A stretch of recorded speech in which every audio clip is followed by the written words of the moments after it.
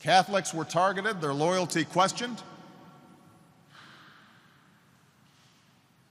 So much so that as recently as the 1950s and 60s, when JFK had to run, he had to convince people that his allegiance wasn't primarily to the Pope. Chinese immigrants faced persecution and vicious stereotypes and were for a time even banned from entering America. During World War II, German and Italian residents were detained, and in one of the darkest chapters in our history, Japanese immigrants and even Japanese American citizens were forced from their homes and imprisoned in camps. We succumbed to fear. We betrayed not only our fellow Americans, but our deepest values. We betrayed these documents. It's happened before.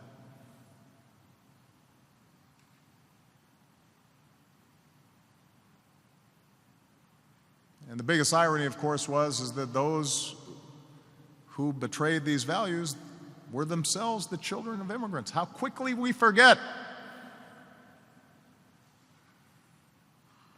One generation passes, two generations passes, and suddenly we don't remember where we came from.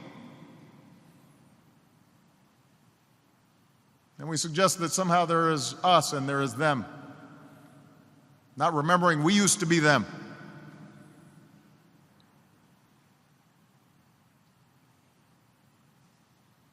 On days like today, we need to resolve never to repeat mistakes like that again.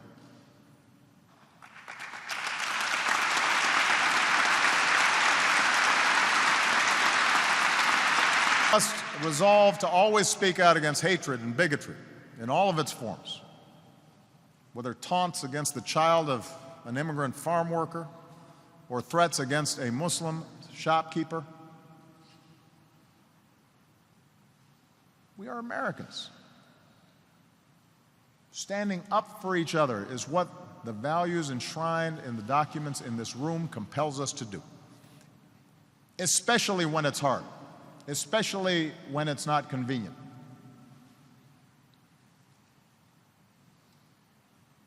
That's when it counts.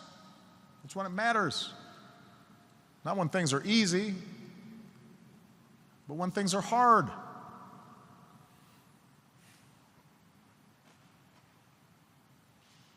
The truth is, being an American is hard. Being part of a democratic government is hard. Being a citizen is hard. It is a challenge.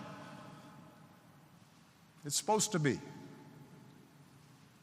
There's no respite from our ideals.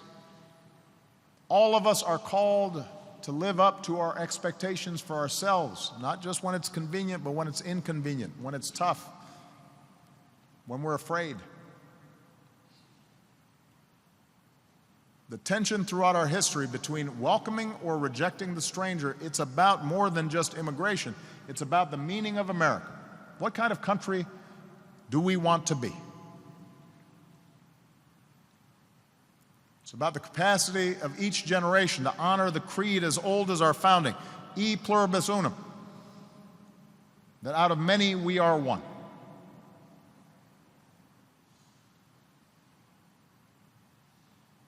Scripture tells us, "For we are strangers before you, and sojourners, as were all our fathers."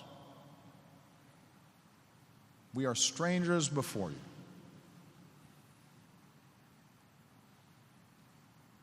In the Mexican immigrant today, we see the Catholic immigrant of a century ago.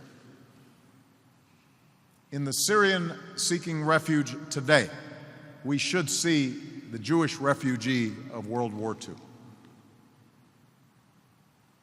In these new Americans,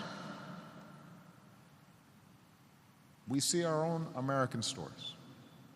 Our parents, our grandparents, our aunts, our